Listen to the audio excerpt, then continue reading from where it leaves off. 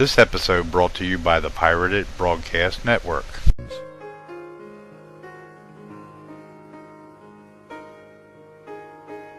The seven seals are the seven heavens of consciousness within us. The risen masters of earlier cultures were aware of the laws. Like man, the planetary structure has 7 bodies. These 7 bodies are also called the 7 zones of consciousness, or 7 dimensions. Within man, there are 7 physical chakras, or 7 doors of energy which attract spiritual energies from the inner cosmos. These doors of energy move together with the psyche and the entire human consciousness. Every opening within the human consciousness increases the speed of the chakras.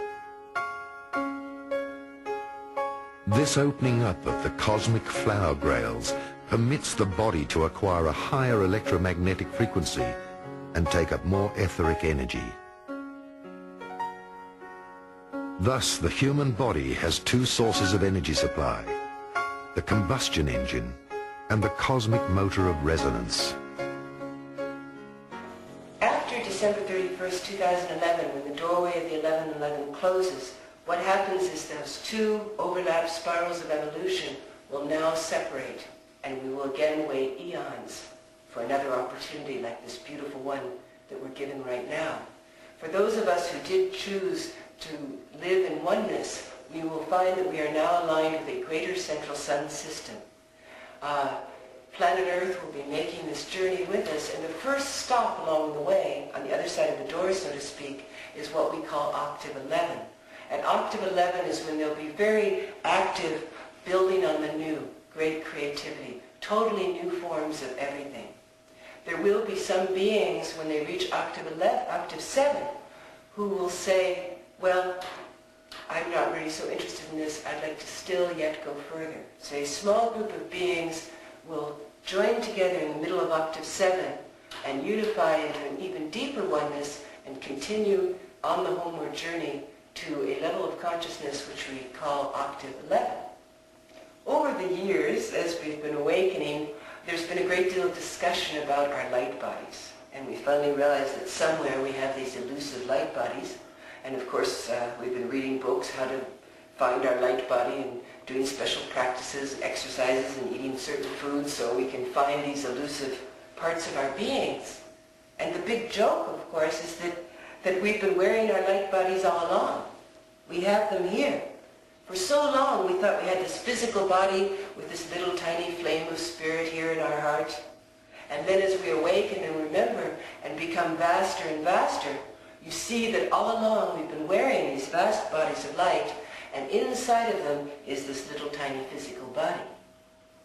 So we're going to be stepping more and more into what we call the invisible. The invisible, the unseen, is going to be seen by us, and that means living our lives more consciously in our bodies of light, bringing it all down all the way through the physical. The masters of ascended cultures knew that the ascension was a gradual widening of consciousness. The higher self helps us with the process of completion. If man keeps on communicating with his cosmic monad and listening to his inner voice or intuition, the person will be reborn in the spirit.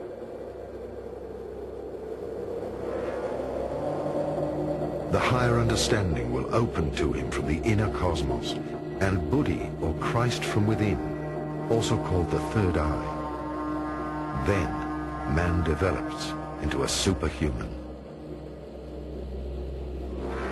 Through having opened the third eye, which is also called God's eye, man is connected to the cosmos and is able to read from the universal Akashic records. The Akashic records are all the saved linear knowledge of the past, the future, as well as the development of the cosmos and its plans. Humans who have reached this state were called the Enlightened Ones. These people have dedicated their lives to the universal serving of mankind. The total opening of these chakras in their highest frequency meant that the atoms within man also could not keep the energy on a physical level anymore.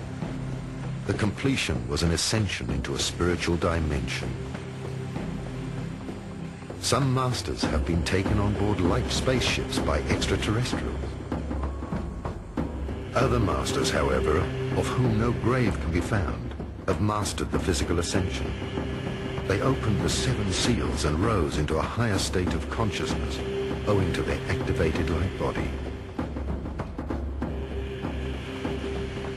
I think the majority of humanity on this planet are aware that there are other beings, what we'd call extraterrestrials. Some say these extraterrestrials are just future humans who have crossed through simultaneous time, that we on this level are bound by linear time, but when you move up into higher dimensions, higher frequencies, you realize that past, present and future coexist. Also too, when you move into higher dimensions and higher frequencies, you become aware of what we term beings of light. In other words, other expressions of the divine that live and exist in many other realms. The universal brotherhoods are here at this time in service to humanity. They have said that we have been in kindergarten, that our conscious awareness has been too low to be invited to join what is called the Intergalactic Federation of Worlds, that as Earth takes on board the higher light energies, the higher frequencies, as we bring through that shift in conscious awareness within ourselves and literally grow up, learning to treat each other with love, harmony, acceptance, unconditional love, recognizing the uniqueness of all and our individual contribution. When we have achieved that, we will then be invited to join the universal brotherhoods. The Easter Island statues tell the story of ascending Lemurian masters who achieved ascension in very old age. Fearing for the loss of their authority, our religious organizations and the secret connections to the lodges first destroyed or rather falsified the remains and the true evidence of the wooden and stone tablets of the Easter Islands, and then the Alexandrian Library, many other testimonies of time, and the true message of Christ. This message may be new. We are all Christ, sons and daughters of God, who have an immortal soul, and moreover, when we have reached completion, we become immortal with a universal body. The issue of androgyny is very important at this time upon the planet, simply because, as we can see, there is a need to balance the male and female energies to create complete balance and harmony.